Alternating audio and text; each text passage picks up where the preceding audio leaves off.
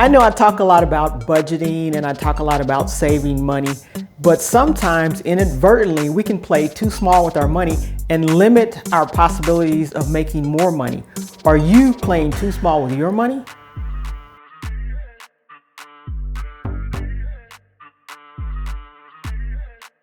I'm Adrian from Adrian's Avenue, and I talk about things that are rich and relatable that will help you make better decisions to a better life.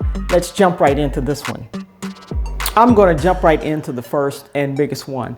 The number one way people play small with their money is in investing. They do not want to invest their money. They feel like if I have the money here in my hands, I'm not taking a risk. I may lose. I may win, but I may lose, and I may lose bigger than what I actually win. So they would rather put the money in the bank and earn a little bit of interest instead of placing it in either a stock market or placing it with index funds, mutual funds, or placing it in a rental property that will go up in value. With all these things, you need to educate yourself and learn how to do that, or get with a professional that will help you with it. But we're talking about long-term strategies. I know over months, a few months, you may see a few dollars here or there if you put it in the bank. But over a long-term strategy, over 5, 10, 15 years, 20 years even, you will gain more by using these long-term strategies, such as in the stock market or in real estate. So we don't want to play small with our money to the point where we're missing out on the long-term gain, which could be much, much higher than what you're doing just with the little money in the bank. So let's not play small. Consider using other vehicles as far as finances and into the future, so it can grow much bigger and much better for you. Another way of playing too small with our money is to wait until later on to do something, such as when you first start a job. If they have a 401k or some type of retirement vehicle that you can put money into, start with what you have, because time will be on your side. So put what you have in, and as you get more income, as you get raises, you can raise the amount that you're putting into these vehicles. No, you won't be able to touch it right away, but your future self will thank your today's self for doing the things that you did.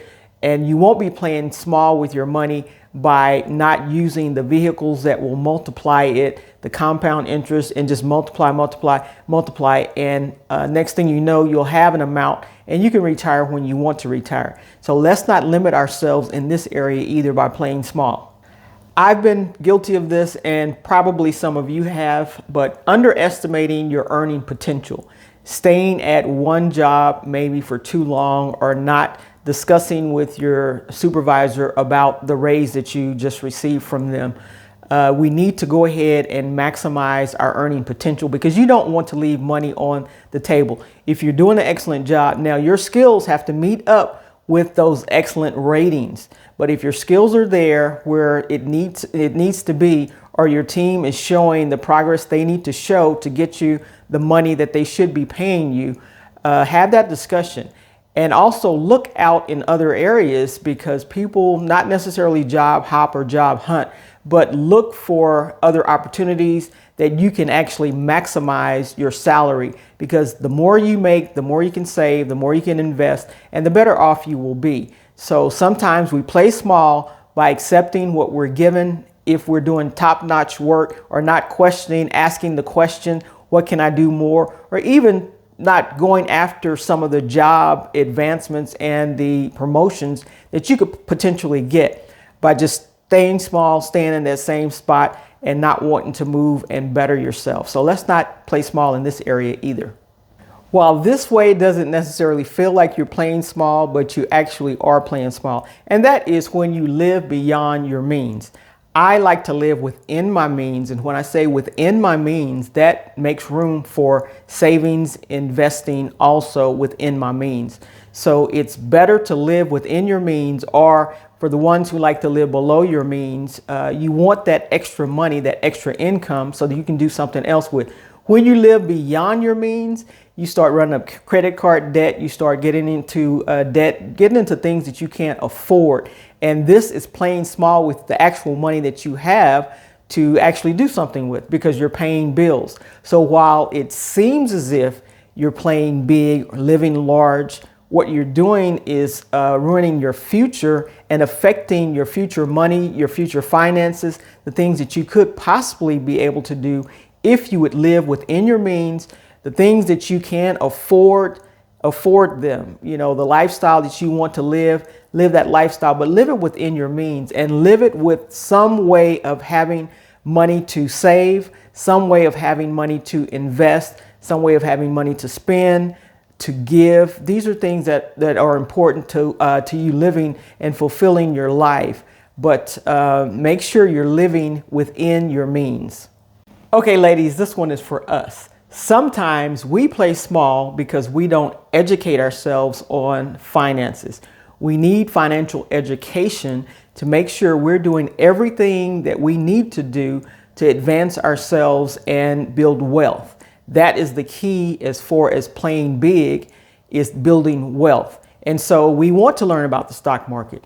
We want to learn about real estate. We want to learn about the other things, the funds that we can invest in, capital ventures and stuff like that. We want to learn about those things. Even if we don't act on some of them, at least we have the knowledge to know, and we can hold a conversation and speak intelligently about the finances. Because when you don't know, you start to miss out on things. When you do know, at least you have a choice that I can either do this or I can do something else. And so find out for yourself. You can involve a professional to help teach you. You can take classes to help teach you, but know for yourself. Even with your tax person, make sure you're asking questions. Look at the paperwork that they're providing for you so that you understand, because when the IRS comes back, they're going to call you. They'll call your tax person too, but you need to be able to understand what they did to have this being called in for review. And so make sure whoever you're paying, you understand them in the financial way. Your bankers, stock market person, investors, whatever it is, your realtor, whoever it is, make sure you're understanding what you're getting into. So let's not play small in this area. Okay, don't play small with me either. Hit that like button and that subscribe button so that you can stay up to date on the latest information as it becomes available to you, and make a comment. I'd love to hear from you. Another way of playing small is procrastinating, saying that I'm going to do this, I'm going to do that, I've got the information and I'm going to open up that account and start investing. Or I've gotten the information and I'm going to go call my realtor and start looking for investment properties. I have the information, I'm going to go talk to my banker about the other things that I can actually move my money into to make more interest. Or I've gone online and I've seen high interest bearing savings accounts and I'm going to move my money over, and you never do it. That is playing small. You're missing out on the opportunities. So you don't want to do that and miss out on these opportunities that can multiply your money. You want your money working for you. And when you're playing small and procrastinating, that's one more day your money is not working for you. Do the research. I'm not saying don't do the research. Do all the research that you need to do to make a solid decision, an educated decision on what you want to do. But once you have the research done and once you've made up your mind, this is the way I want to go, go ahead and hit the button, hit the go button. Don't procrastinate. Don't wait until the weekend, wait until the first of the month, wait until the end of the month. You're losing time. Once you know that this is the direction you want to go in, even if it's something like taking classes, once you know that this is it for you, that's what you need to do. Go ahead and hit the button, hit the go button and go for it.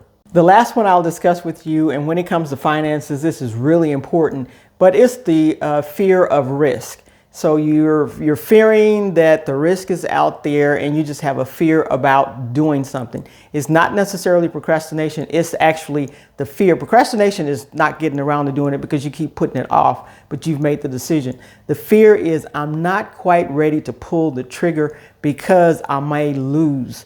You may win. There is two sides to every coin. You may win some and you may lose some. And so the fear is out there and you have to get over some of these fears. When I first started investing in rental property, there was no one in my family that had done that before. And I didn't tell a lot of people because I didn't want people to talk me out of it. But I'm so glad that I did. I got in when I got in, and it's been just great for me as far as choosing the right properties, having the right guidance, learning what I needed to learn, and go ahead, set the fears aside and doing what I needed to do. So let's be honest with ourselves, because it may be fear that's holding you back, fear of losing, instead of looking at what you may gain. And when you fear, time is not on your side. When you just go ahead and do something, even if it doesn't work out exactly the way that you thought it was, if you do it early enough in life, you have time to recover from it. Once you get to retirement, you don't have a lot of time to recover at that point in time. So don't let fear hold you back on making the decisions. So we've discussed several areas that you can play bigger with your money. And if you're playing small, look at that to see if you're playing really too small to gain what you could gain, playing really too small to build the wealth that you could, playing really too small to leave that legacy that you want to leave. And if you are, make some changes in your life and play the game all out.